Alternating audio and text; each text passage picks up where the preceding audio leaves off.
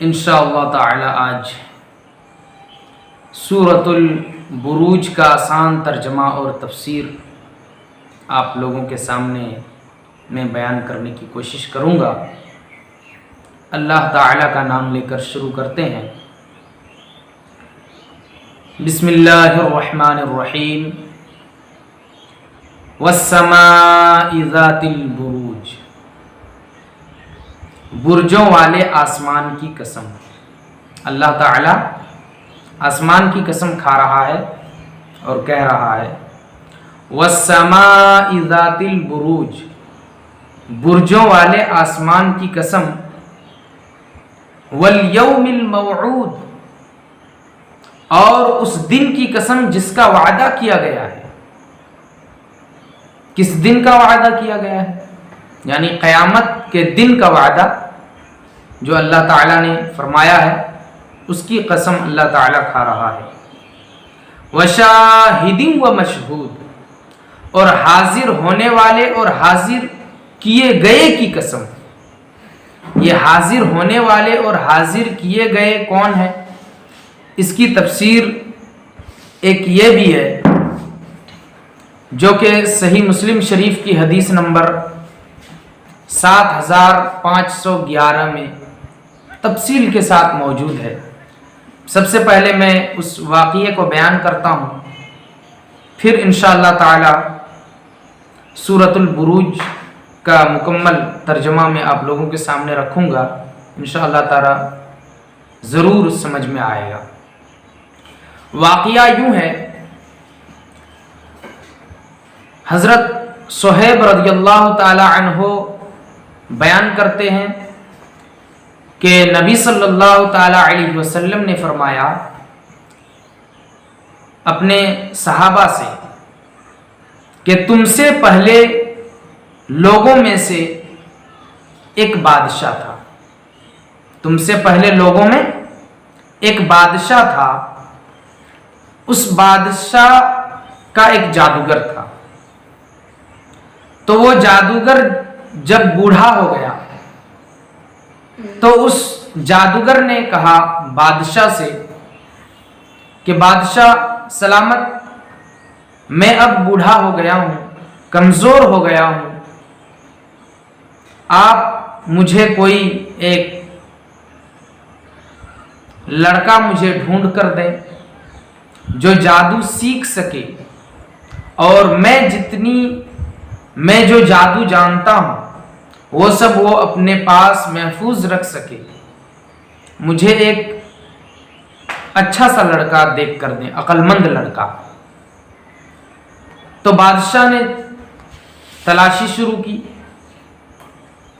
اور بادشاہ کو ایک لڑکا مل گیا۔ بادشاہ نے اس لڑکا کو اس جادوگر کے پاس بھیجنا شروع کیا۔ وہ لڑکا جب جادوگر کے پاس جانے لگا جادو سیکھنے کے لیے تو راستے میں ایک گرجا گھر ملا کرتا تھا، راستے میں ایک گرجا گھر ملا کرتا تھا۔ اس گرجا گھر میں ایک راہب رہتا تھا۔ تو وہ لڑکا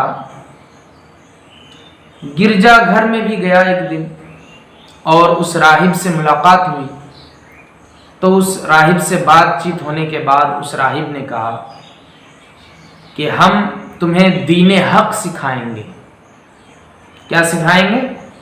دین حق، یعنی جو سچا دین ہے، اللہ کو جو پسند دین ہے وہ ہم سکھائیں گے۔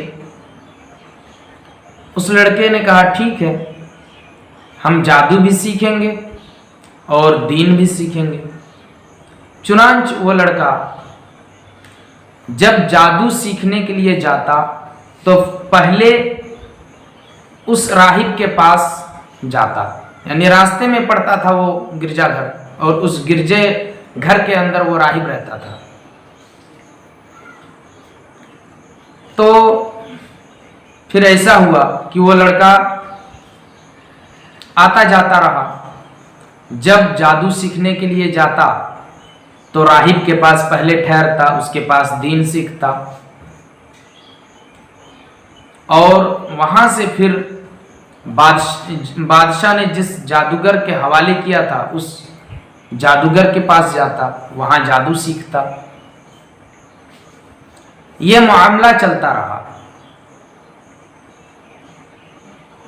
لیکن معاملہ ایسا ہوا کہ جب جادوگر کے پاس وہ لڑکا جاتا اور راہب کے پاس اس کے دین سیکھنے کی وجہ سے دیر ہو جاتی، لیٹ ہو جاتی جانے میں، تو وہ جادوگر اس لڑکے کو مارتا کہ تم نے دیر کیوں کی آنے میں۔ اور جب جادوگر کے پاس سے گھر واپس جاتا تو گھر والے اس کو مارتے کہ تو نے اتنی دیر کیوں کی آنے میں۔ یہ واقعہ وہ لڑکا اس راہب کو بتاتا ہے کہ میرے ساتھ ایسا ہو رہا ہے کہ جب میرے جادوگر کے پاس جانے میں لیٹ ہوتی ہے تو جادوگر مجھے مارتا ہے، اور جب لیٹ ہوتی ہے مجھے گھر جانے میں تو گھر والے مجھے مارتے ہیں۔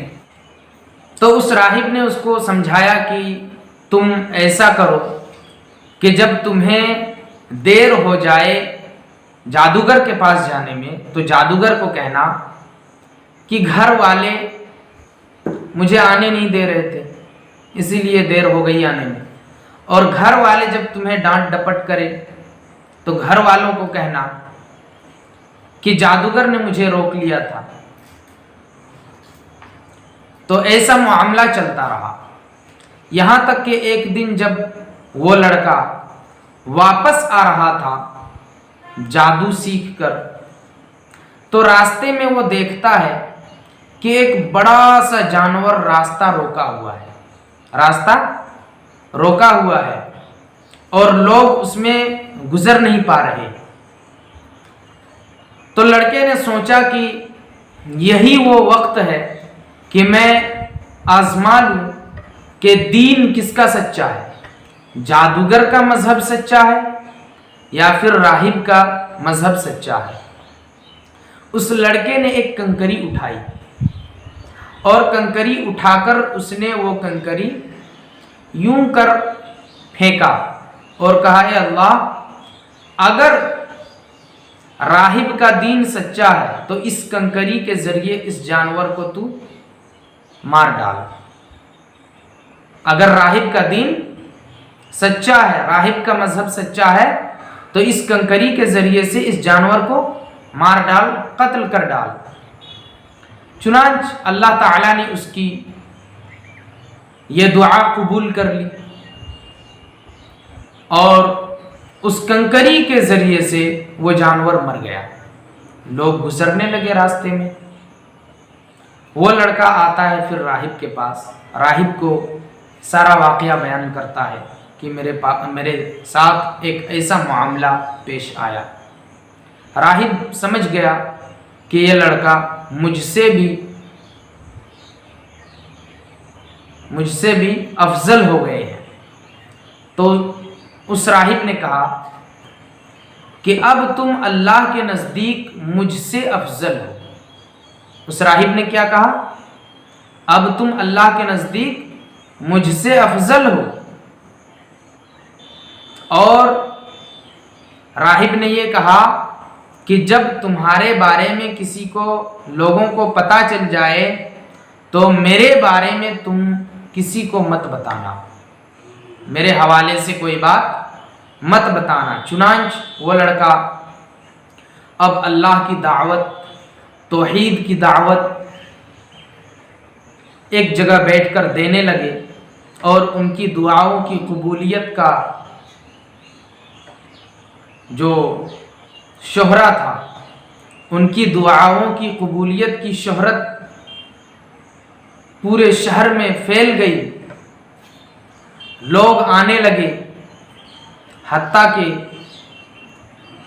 جو مادرزاد اندھا ہوا کرتے تھے مادرزاد اندھا، پیدائشی اندھا اور پیدائشی فل بہری کے مریض میں جو مبتلا رہتے تھے، اس کے علاوہ بھی جتنی بھی بیماریاں ہیں، تمام کے تمام بیماریاں ان کی دعا سے ختم ہو جایا کرتی تھی۔ جب یہ بات بادشاہ کے ایک اس مصاحب کے پاس پہنچی جو بادشاہ کا قریبی تھا، تو اس نے سوچا کہ میں چلتا ہوں، چونکہ اس کی جو آنکھیں تھیں وہ نابینا تھی، آنکھیں نابینا تھی، تو وہ اس کے پاس جتنی بھی مال و دولت تھی اس نے سمیٹا اور اس لڑکی کے پاس چلا آیا اور لڑکے سے کہا کہ لڑکا، اگر تو نے میری آنکھوں کو واپس کر دیا، لوٹا دیا، تو میں تمہیں تمام کے تمام جو میرے پاس مال و دولت ہے میں سب کے سب تمہیں دے دوں گا۔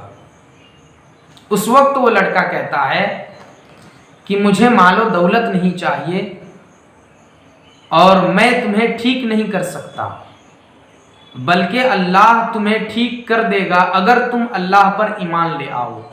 کیا کہا؟ اگر تم میرے رب کے اوپر، اللہ کے اوپر اگر تم ایمان لے آؤ گے تو میں ان سے دعا کروں گا، وہ تمہیں ٹھیک کر دے گا، لیکن میں کسی کو ٹھیک نہیں کر سکتا۔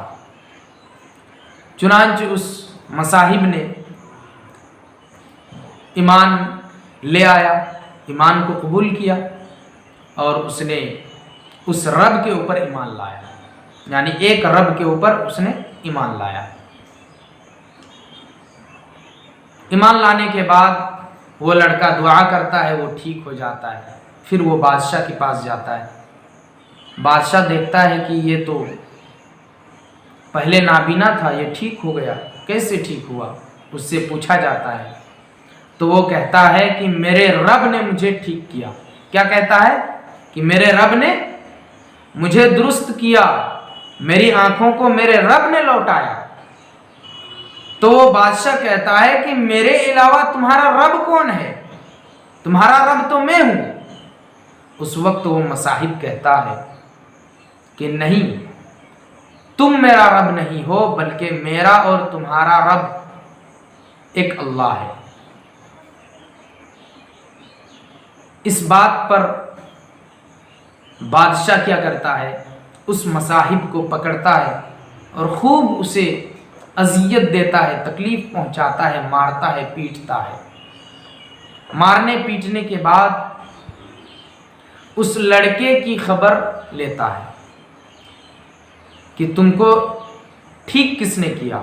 وہ کہتا ہے کہ فلاں لڑکے نے مجھے ٹھیک کیا۔ اس کو بلایا جاتا ہے، بلانے کے بعد کہتا ہے، وہ بادشاہ کہتا ہے کہ تم نے اتنا جادو سیکھ لیا کہ اب تم تمام کے تمام بیماریوں کو دور کر سکتے ہو۔ اس وقت وہ لڑکا کہتا ہے کہ میں جادو کے ذریعے سے یہ کام نہیں کرتا، بلکہ میرا اور تمہارا جو رب ہے وہ یہ سب کرتا ہے۔ میرا اور تمہارا رب جو ہے وہ یہ سب کرتا ہے، میں کچھ نہیں کرتا۔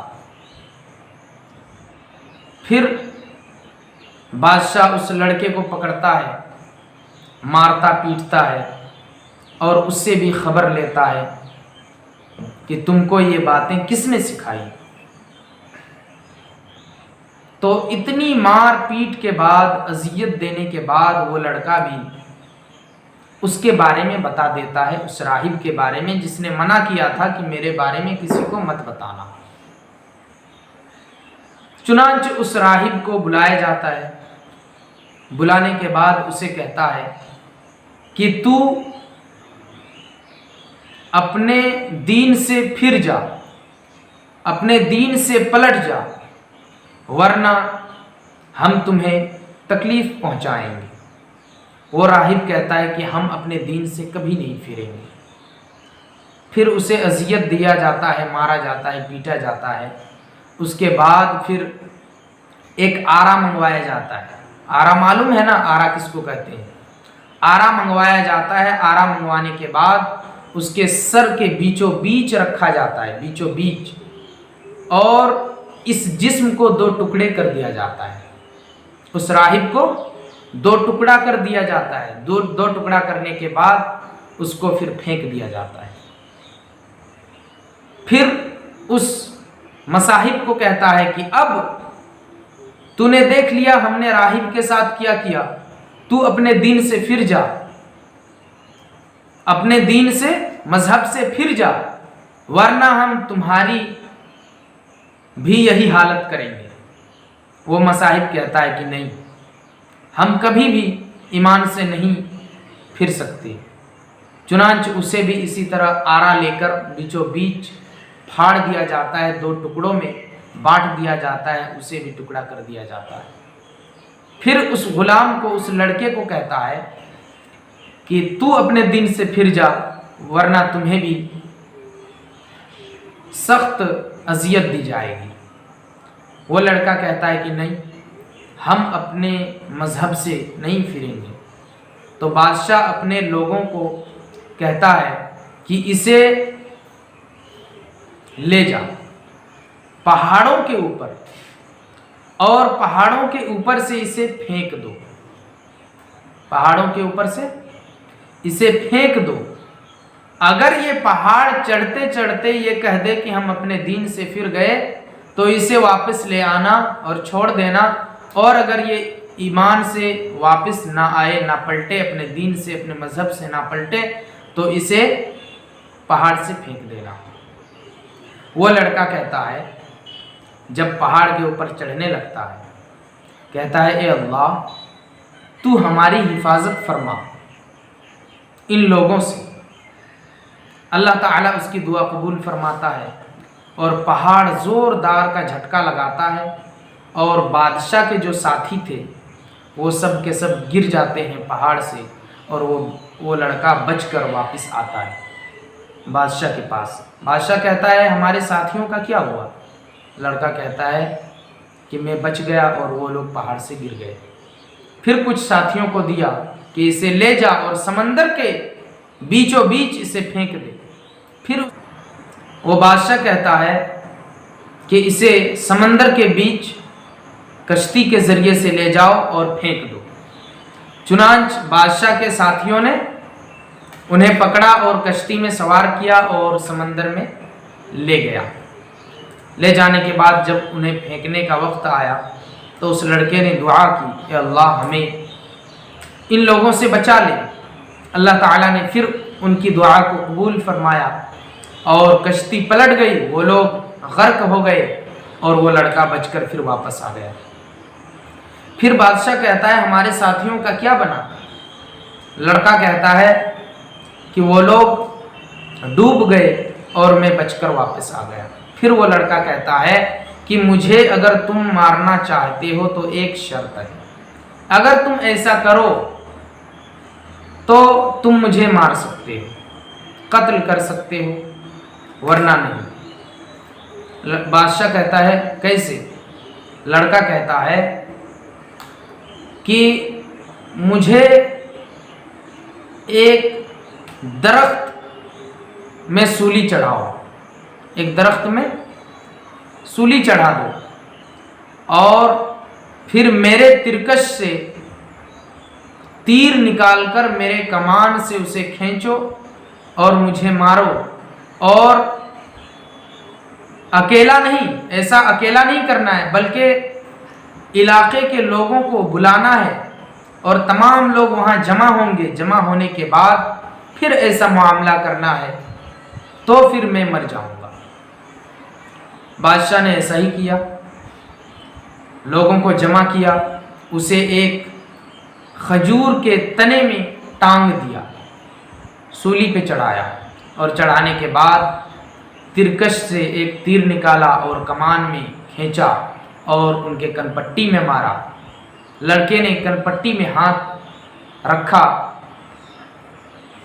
اور لڑکے نے یہ بھی کہا تھا کہ صرف اس طرح ہی نہیں مارنا ہے بلکہ یہ کہہ کر مارنا ہے بسم اللہ برب الغلام، کہ اس لڑکے کا جو رب ہے اس کے نام سے میں شروع کرتا ہوں، بسم اللہ برب الغلام کہہ کر اگر تم مارو گے تو میں مر جاؤں گا۔ جب بادشاہ نے جب ایسا کیا تو وہ لڑکا مر گیا، اور جتنے لوگ وہاں پر جمع ہوئے تھے، جتنے لوگ جمع تھے، سب کے سب ایمان لے آئے، کہنے لگے آمنا برب الغلام، آمنا برب الغلام، کہ ہم اس لڑکے کے رب کے اوپر ایمان لاتے ہیں۔ سارے کے سارے مسلمان ہو گئے۔ اب بادشاہ کے لوگ آئے، بادشاہ کو کہنے لگے کہ جس بات کا ڈر تھا وہی ہوا، جس بات کا ڈر تھا وہی ہوا، یعنی کہ تمام کے تمام لوگوں نے کلمہ پڑھ لیا، اس لڑکے کے رب کے اوپر ایمان لے آیا۔ اس وقت بادشاہ کہتا ہے کہ ایک گڈھا کھدواؤ۔ کیا کھدواؤ؟ ایک گڈھا کھدواؤ اور لوگوں کو جمع کرو، اور جن لوگوں نے ایمان لایا انہیں بھی وہاں پر لے چلو، اور انہیں وہاں اس گڈھے میں آگ لگاؤ، اور اس آگ میں ان لوگوں کو پھینک دو۔ جو ایمان سے پھر جائے اسے چھوڑ دو، اور جو ایمان سے نہ پھرے اسے گڈھے میں پھینک دو۔